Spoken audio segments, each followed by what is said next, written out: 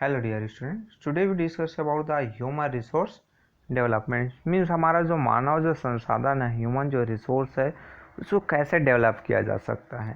So human resource can be referred to as the labour input into the production process.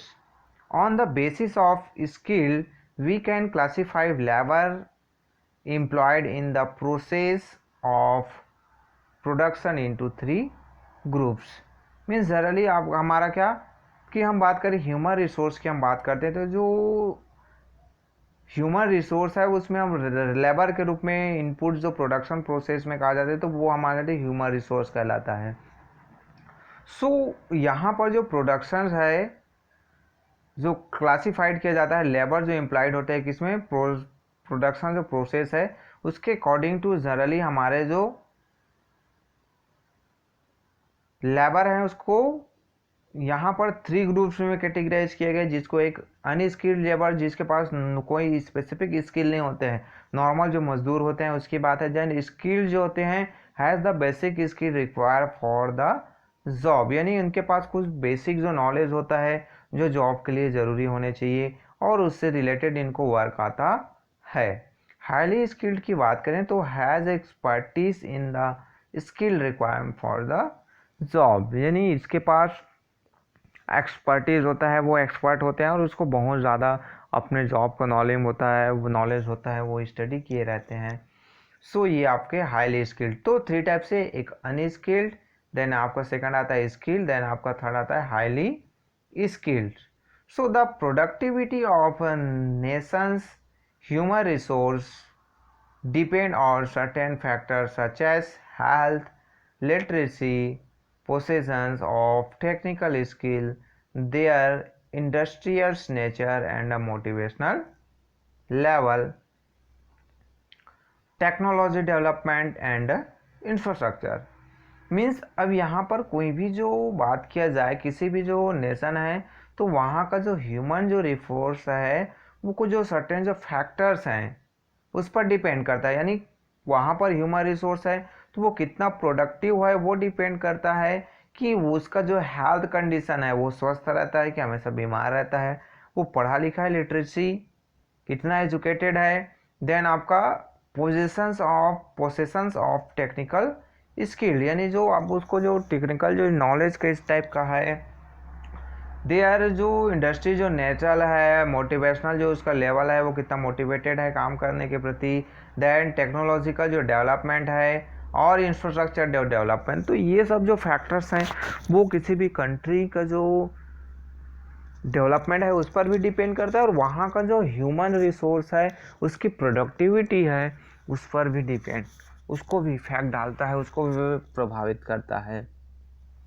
Then यहाँ पर every country has to develop its human resource to progress. The government of India has a ministry of human resource development form in 1985 which work for the improvement of people's scale.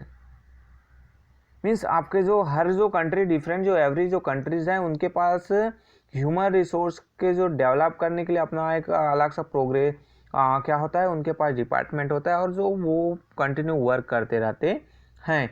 India की बात करें तो यहाँ पर जो human resource development जो department है जिनका जो फॉर्मेशन 1985 में किया गया था, बट अभी सडनली कुछ समय पहले ही आपके जो उसका जो नाम ह्यूमन रिसोर्स डेवलपमेंट जो डिपार्टमेंट है HRD मिनिस्टर उसको चेंज करके उसको एजुकेशन डिपार्टमेंट या शिक्षा मंत्रालय के रूप में उसको चेंज कर दिया गया है।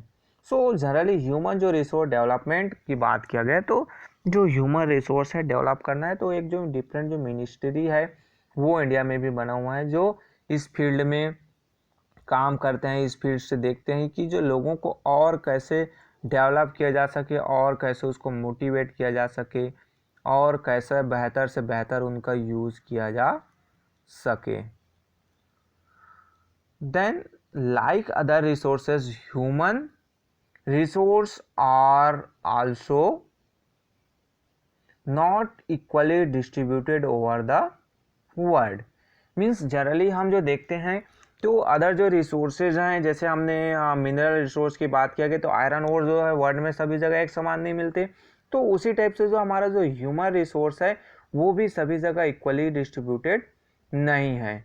They also differ in their educational level, age and sex, their number and composition is dynamic and keeps changing।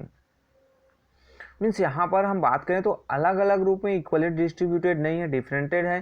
साथ ही साथ वहाँ का जो एजुकेशनल लेवल और एज और सेक्स जो रेशियो है उसके अकॉर्डिंग टू भी जो ह्यूमन रिसोर्स डेवलपमेंट है वो वर्ल्ड के जो डिफरेंट पार्ट्स में डिफरेंट डिफरेंट सबको मिलता है। उनके जो नंबर्स की बात किया गया है, उनका जो कंपोजिशन है वो समय के अकॉर्डिंग टू चेंज भी होते रहते हैं।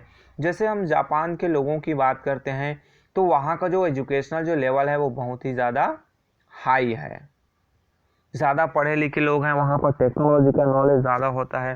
सो वहाँ का जो ह्यूमन रिसोर्स है, ह्यूमन है, वो ज़्यादा प्रोडक्टिव है। बट इंडिया की हम बात करें तो यहाँ पर जो लिटरेसी जो लेवल है वो बहुत ही पुअर है, स्किल्ड भी है बट उनको टेक्निकल जो स्किल है वो नहीं है। सो ये जो ह्यूमन रिसोर्स है वो कुछ जो वहाँ का जो एजुकेशनल लेवल वो भी बहुत ज़्यादा इम्पोर्टेंट फैक्टर्स है। Then it is therefore necessary to check at a regular interval the size and other characteristic of the population. Census is the process of taking account of a total number of people in country. In India, the census is taken every 10 years. Means generally कहा गया यहाँ पर हम जो देखते हैं कि जो रेगुलर इंटरवल में जो यहाँ का जो साइज और कैरेक्टर है, कैरेक्टरिस्टिक जो फीचर्स है किसका, पॉपुलेशन को, उसको कंटिन्यू चेक करते रहना भी बहुत ज़रूरी है। तो इसी पर्पज़ में हमारे यहाँ इंडिया में जो पर 10 ईयर्स में यहाँ पर क्या होता है, सेंसस जो जनगणना है वो किया जाता है। अभी इस ईयर्स भी जनगणना होना था, बट ये जो हमारे पास अभी जो ग्लोबल जो सिचुएशन बना है, जो पैंडेमिक आया है, महामारी जो फैला हुआ है जिसको हम कोरोना के रूप में जानते हैं, उसके कारण से ये जो सेंसस जो रिकॉर्ड है उसको स्टार्ट होने में देरी हो रहा है। सो ये जो आपके कुछ जो पॉइंट्स, देन नेक्स्ट जो हम देखेंगे आपका जो डिस्ट्रीब्यूशन ऑफ पॉपुलेशन, यानी जो पॉपुलेशन का जो डिस्ट्रीब्यूशन है वो वर्ल्ड में किस टाइप से है। So okay, thank you.